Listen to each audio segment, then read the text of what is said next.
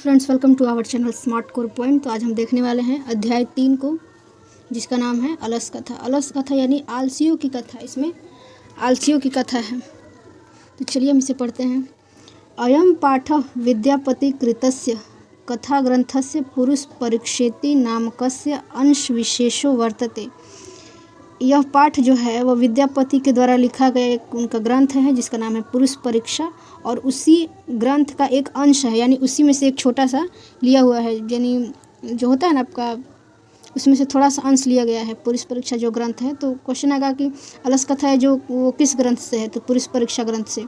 और अलस कथा के लेखक कौन है? विद्यापति। अब देखिए, पुरुष परीक्षा सरल संस्कृत भाषायाम कथा रूपेण विभिन्ना नाम मानव गुणा नाम महत्वम वर्णयति। पुरुष परीक्षा जो सरल संस्कृत भाषा में लिखित है, वो मानव के विभिन्न गुणों के महत्व को बताती है, उनके बारे में। दोषाणाम च निराकरणाय शिक्षाम ददाति, यानी उनके गुणों के बारे में बताती है और उनके दोष के बारे में बताती है, और उसके निराकरण यानी उससे निकलने का उपाय भी जो है बताती है। विद्यापति लोकप्रिय मैथिली कवि आसित। विद्यापति जो है, वैसे तो ये बहुत सारे भाषाएं जानते थे, लेकिन इन्हें ये लोकप्रिय यानी लोग इन्हें ज़्यादातर मैथिली कवि के नाम से जानते हैं। ये मैथिली कवि के नाम से विख्यात थे। तो क्वेश्चन आएगा, विद्यापति कैसे कवि थे, कैसे लोकप्रिय कवि थे? तो मैथिली कवि थे। अपि च बहुना संस्कृत ग्रंथानां निर्मातापि विद्यापतिराश्रित इति तस्य विशिष्टता संस्कृत विषयोपि प्रभुता अस्ति। वैसे कहा जाए तो बहुत सारे ग्रंथों की इन्होंने रचना की है, बहुत सारे ग्रंथ लिखे हैं विद्यापति जी, लेकिन इनकी विशिष्टता जो है वो संस्कृत विषय, यानी ये विख्यात जो है वो संस्कृत के विषय से ही है। संस्कृत से ही इनका अस्तित्व है, यानी कि ये बहुत सारी रचनाएं वैसे तो की हैं, लेकिन इनको ज़्यादातर लोग इसी विषय से जानते हैं, संस्कृत से, क्योंकि इन्होंने संस्कृत में बहुत सारी अच्छी अच्छी कविताएं ग्रंथ की रचना की है। प्रस्तुत पाठ है, यानी प्रस्तुत पाठ आलस्य नामकस्य दोषस्य निरूपणे व्यंग्यात्मिक कथा प्रस्तुता विद्यते। ये कहानी जो है अलस कथा, जो कि पुरुष परीक्षा ग्रंथ से लिया गया है, यह आलसियों के दोष को निरूपण करती है, और उस पर एक व्यंग्यात्मक कथा है। एक तरह से आलसियों के ऊपर इसमें व्यंग किया गया है, यानी कमेंट जो एक तरह का होता है ना, वो व्यंग्यात्मक। तो क्वेश्चन आएगा कि अलस कथा कैसी कहानी है? तो व्यंग्यात्मक कथा है। नीतिकारः आलस्यम रिपुरम मन्यते। नीतिकार जो है वो आलस्य को क्या मानते हैं? एक दोष मानते हैं, एक शत्रु मानते हैं। यानी वो कहते हैं कि आलस जो है वो बहुत ही बेकार दोष है, ये लोगों में नहीं होना चाहिए। आगे देखिए, आशित मिथिलायाम वीरेश्वरो नाम मंत्री। मिथिला में एक वीरेश्वर नाम के मंत्री थे। वीरेश्वर नाम के मंत्री कहाँ थे? मिथिला में थे। मिथिला के मंत्री का नाम क्या था? वीरेश्वर था। स च स्वभावाद दानशील, वो स्वभाव से कैसे से? दानशील थे। कारुणिकश्च सर्वेभ्यो दुर्गतेभ्यो अनाथेभ्यश्च प्रत्यमिच्छा भोजनम दाप्यति। वो स्वभाव से कैसे थे? दानशील थे, और कारुणिक भी, यानी कि दयावान थे, दयालु थे।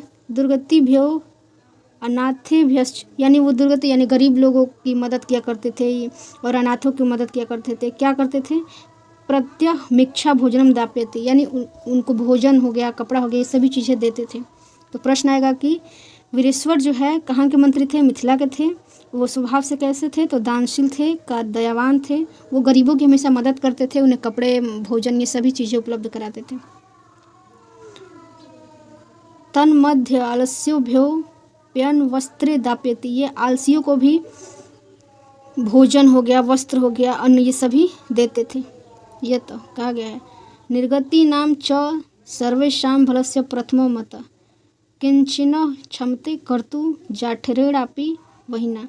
देखिए, इसमें बताया गया है कि जो दुनिया में सबसे गरीब लोग हैं, जिनकी स्थिति बहुत ही बदतर है, अगर उनमें आप देखेंगे तो प्रथम स्थान में उनसे ज़्यादा लोग क्या होते हैं? वो आलसी होते हैं। तो इसमें बताया गया है कि जिनकी गति अच्छी नहीं है, यानी कि उनको अच्छे से भोजन नहीं मिल पा रहा है, कपड़े नहीं उपलब्ध हो पा रहे हैं, तो आप देखेंगे तो वैसे लोगों में जो है ना, अधिकतर वो लोग क्या होते हैं? आलसी होते हैं, जो कि अपने पेट भरने के लिए भी वो कुछ नहीं करते हैं। वो इतने आलसी होते हैं, अपने भोजन की व्यवस्था करने के लिए, या फिर अपने परिवार की देखरेख करने के लिए, या फिर भोजन, कपड़े, इन सभी की व्यवस्था के लिए भी वो कुछ नहीं करते। वो इतने आलसी होते हैं कि वो अपने पेट के लिए भी कुछ नहीं करते हैं। देखिए, तत्तो अश्ला पुरुषाणां तत्रिष्ठ लाभं श्रुत्वा बहस्वतुं परिमृजास्त्र वर्तुला बभूवु यत।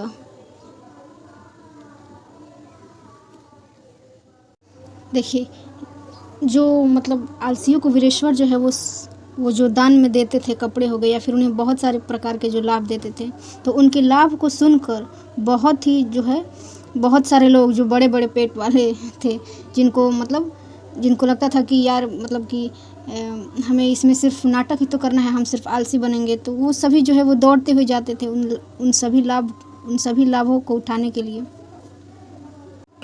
ततो अलस पुरुषाणाम तत्रिष्ठ लाभम, यानी उन सभी आलसियों को जो मिलता था उनके लाभों को श्रुत्वा यानी सुनकर, बहवः यानी बहुत सारे, स्तुंद यानी बड़े बड़े पेट वाले, परिमृजास्त्र यानी कि बड़े बड़े पेट वाले जो लोग थे वो दौड़ते हुए चले आ रहे थे कि हमें भी फ्री में मिलेगा, हम भी इसका लाभ उठाएंगे। वर्तुला भुव यत, यानी कि इसमें कहा गया है कि जो आलसियों के लाभ को देखकर, जो कि वीरेश्वर आलसियों को दान में सारी चीज़ें देता था, उसको देखकर बहुत सारे लोग जो थे वो आलसी नहीं थे, फिर भी वो दौड़ते हुए चले आ रहे थे उन सभी लाभों को अर्जित करने के लिए। और कहा जाता है कि स्थिति सौकर्य मूला ही सर्वेषामपि संहत, यानी आपकी अगर स्थिति अच्छी है तो सभी लोग आपके साथ होते हैं, उन्हें आपके पास पैसा रुपया है तो सभी आपका साथ देंगे। सजाति नाम यानी समान जाति के सुखम, सुख को दृष्टवा देखकर, के न धावंती जंतवः, यानी समान जाति के यानी आपके सुख को देखकर कौन ऐसा व्यक्ति है जो दौड़ता हुआ नहीं जाएगा कि नहीं हम भी उस सुख का लाभ उठाएं।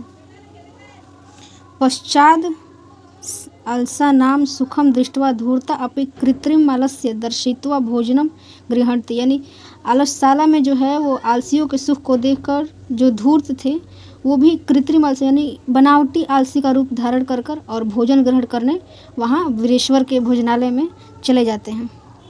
तद अनंतरम आलसायाम बहुद्रव्यम व्यम दृष्टवा तनियोगी पुरुषः परामृष्ट, यानी कि देखिए अब जो आलसी लोगों को वीरेश्वर जो है वो सारी चीज़ें देता था, अब तो आलसी की संख्या बढ़ती जा रही थी, क्योंकि जो आलसी नहीं थे वो भी कृत्रिम रूप धारण कर और वहाँ पर भोजन ग्रहण करने और कपड़े अन्न सभी लेने वहाँ पर पहुँच गए थे। तो वहाँ के जो मतलब वहाँ पर देखा गया कि अब अलसशाला का जो है वो बहुद्रव्यम यानी वहाँ का जो खर्चा है वो बढ़ता जा रहा था बहुत ही तेज़ी से, यानी कि जो पहले कम खाना बनता था अब वो बहुत ज़्यादा बनाना पड़ रहा था क्योंकि वो घटता जा रहा था। तो ये देखकर तनियोगी पुरुषम परमिष्ट, यानी वहाँ के जो देख रेख के लोग थे जो उस भोजनालय का देख रेख कर रहे थे, तो उन्होंने देखा कि यहाँ तो मतलब लगातार जो है वो भोजन घटता जा रहा है, यहाँ खर्च जो है बढ़ता जा रहा है।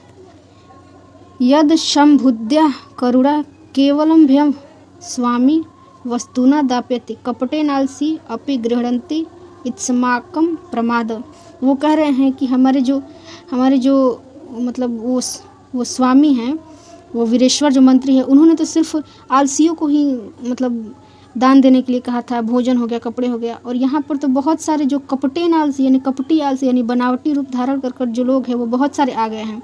इत्समाकम प्रमाद, यानी कि अब इसकी हमें परीक्षा लेनी पड़ेगी कि यहाँ पर इत्समाकम प्रमाद यानी हमें इसकी जांच करनी पड़ेगी कि यहाँ पर कौन कौन से आलसी हैं। देखिए इसके लिए वो लोग क्या करते, यदि भवती तदालस्य पुरुषाणाम परीक्षाम कुर्म इति परामर्श्यम प्रस्तुपेषु आलसायाम तनियोगी पुरुष वहिना दापीत्वा निरूपयामाशु, यानी कि इस जो अलसशाला में जो है वो परीक्षा वो लोग तनियोगी पुरुष जो है वो परीक्षा करने लगे कि यहाँ पर कैसे पता चलेगा कि यहाँ पर आलसी हैं या फिर कौन कौन आलसी है और कौन कौन बनावटी आलसी, यानी कि जो हमें भोजन दान करना है या फिर जो कपड़े वो सभी चीज़ें जो देनी है वो तो हमें सिर्फ आलसियों को देनी है, और हमें इसमें कैसे पता चलेगा कि कौन असली में आलसी है और कौन बनावटी रूप धारण करके आया है। तो इसके लिए उन्होंने परीक्षा लेनी चाहिए। तो देखिए उन्होंने क्या किया, अलसायाम तनियोगी पुरुषाम यानी अलसशाला में तनियोगी पुरुषों ने वही न यानी अग्नि दापीत्वा निरूपयामासु यानी उस अलसशाला में तनियोगी पुरुषों ने आग लगा दी।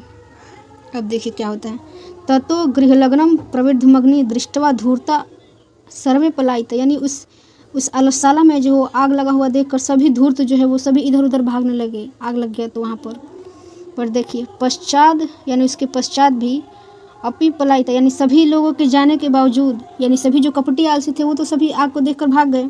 चत्वारः पुरुषास्त्रैव सुप्ता परस्परम मालपंथी यानी 4 पुरुष जो है वो वहीं पर सोए हुए थे और परस्पर बातचीत वो कर रहे थे। देखिए वो इतने आलसी थे कि वहाँ पर आग लग चुकी है फिर भी वो सोए हुए हैं। फिर देखिए एकेन वस्त्रावृत मुखेन नोक्तम यानी एक जो पहला आलसी है वो अपने मतलब अपने चेहरे से वो सोया हुआ है चादर ओढ़कर और चादर को हटाकर वो कहता है अहो कथमयम कोलाहल कि ये कैसा शोरगुल है, ये कैसे लोग हल्ला कर रहे हैं, ये किस तरह की आवाज़ें हैं।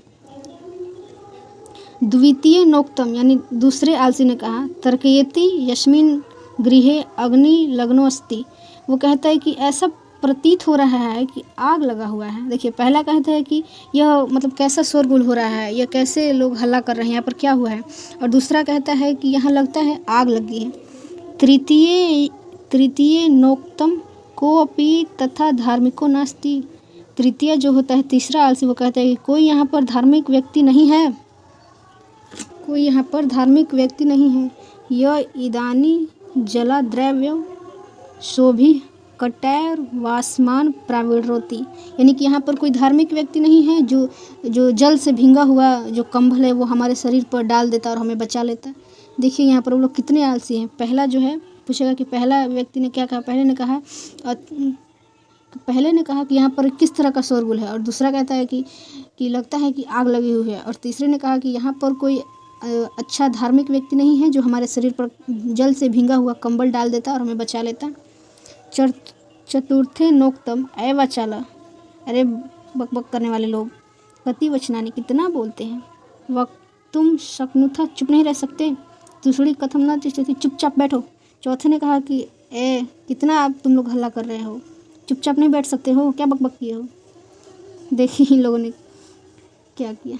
ततश्च तुरुर्मापि तेषामेवं परस्परलापं श्रुत्वा वहिनी च प्रवृद्धि में शामु परिपतिष्यन्तं दृष्ट्वा नियोगी पुरुषैर्ध भयेन चत्वारो अलस्या केशवाकृष्य गृहीत्वा गृहात् बहिर्गृता यानी जो तनयोगी पुरुष थे वो आग की लपेट को देख रहे थे कि वो धीरे धीरे बहुत ही बढ़ता जा रहा था। अगर ऐसे ही छोड़ दिया तो ये चारों यहाँ पर मर जाएंगे। तो वो नियोगी पुरुषों ने उन चारों आलसियों के बालों को पकड़कर खींचते हुए उस मतलब जहाँ पर आग लगी थी वहाँ से बाहर निकाला।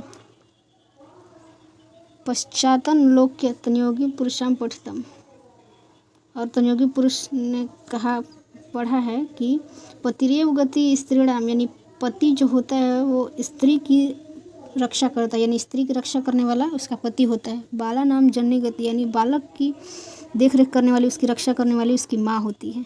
ठीक उसी प्रकार नालसा नाम गति काची लोके कारुणिकम बिना जिस प्रकार देखिए इसमें कहा गया है कि जिस प्रकार एक स्त्री की रक्षा उसका पति करता है उसके अलावा कोई नहीं कर सकता। ठीक उसी प्रकार एक माँ अपने बच्चों की रक्षा कर सकती है और उसकी रक्षा कोई नहीं कर सकता। ठीक उसी प्रकार आलसियों के बारे में जो है वो सोच सकता है, उनकी मदद कर सकता है, उनकी रक्षा करता है कारुणिक व्यक्ति यानी दयालु लोग के बिना आलसियों की कोई मदद नहीं कर सकता है। पश्चातेषु चतुस्रवलसेषु तदो अप्यधिकतरम वस्तु मंत्री दापयामास यानी उसके बाद उन चारों लोगों को मंत्री ने बहुत सारी चीज़ें आवश्यकता से अधिक बहुत ढेर सारी चीज़ें उन्हें दान में दी उन चारों आलसियों को।